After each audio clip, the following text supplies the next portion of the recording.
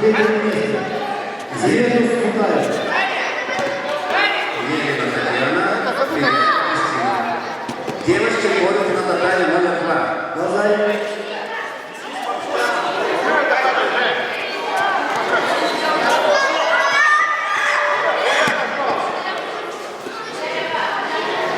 Не борись, встань, встань.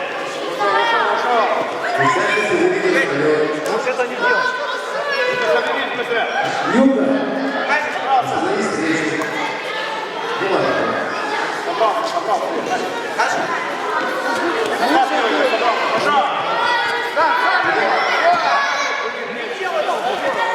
Приготовиться Юра Ткаченко. Хорошо, Ткаченко. Приготовиться.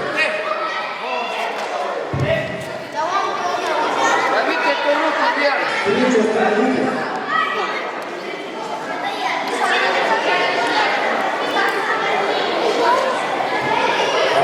Юра с белой повязкой.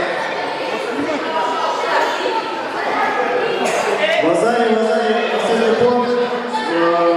Сильнейшим победителем своей по группе Б является Кузнецов Денис, который выходит бороться за палку и выяснять розыгрыш.